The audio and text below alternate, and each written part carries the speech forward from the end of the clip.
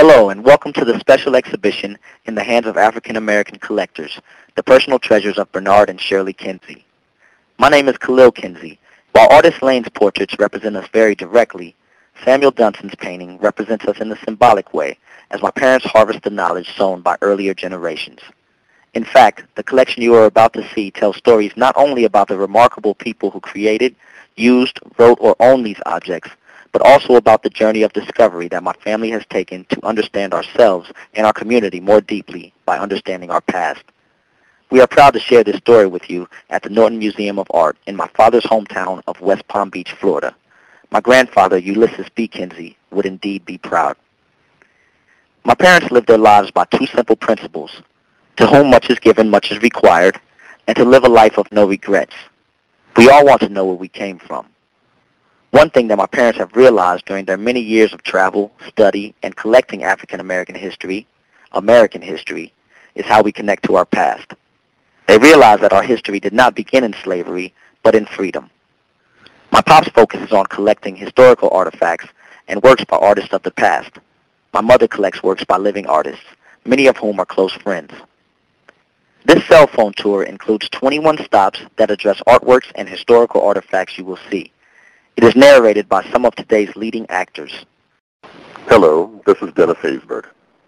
On May 17, 1954, the Supreme Court handed down a unanimous decision in the Brown v. Board of Education of Topeka that overturned earlier rulings and stated that, "We conclude that in the field of public education, the doctrine of separate but equal has no place." After the Montgomery bus boycott, several publishers approached Martin Luther King Jr. to write his account of this historic event. This letter, dated November 13, 1957, relates to King's review and qualified acceptance of a contract with Harper & Brothers Publishers.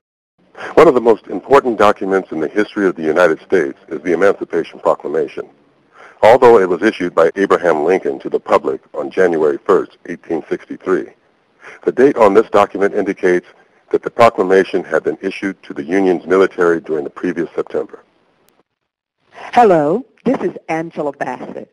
The 5 letters you see were written by Zora Neale Hurston. This author became famous for books such as Their Eyes Were Watching God and for her groundbreaking documentation of the folklore of African American communities that she visited across the rural South. This poster promotes Song of Freedom, a 1936 film featuring the great actor and singer Paul Robeson. For an exhibition in 1947, artist Elizabeth Catlett wrote about an important subject of her art, African American women. Hello, this is Courtney B. Vance. The curving shapes and shifting lights and darks that define this abstract composition are typical of Norman Lewis's work from the 1940s until his death in 1979. Several documents in this case represent the expansion of the international slave trade. Among them, however, are 2 books that address the lives of remarkable men who beat the devastating odds of slavery. Ignatius Sancho was famous in England during the late 1700s for his poetry, plays, and music. 250 years earlier, Leo Africanus had written The Description of Africa, the first book written by an African author for a European audience that described the continent, its diverse geography, peoples, powerful nations, and advanced societies. This portrait photograph depicts Hiram Rhodes Revels, around the time he became the first African-American member of Congress. This is Louis Gossett Jr. Between 1792 and 1797, Benjamin Banneker published 6 almanacs. These were the first scientific books published by an African American. 3 works in this gallery relate to Frederick Douglass. While Tina Allen's bronze bust captures the strong, intelligent features of the man, 2 documents in this case, one of Douglass's autobiographies and a pamphlet of one of his speeches, capture the great orator's words.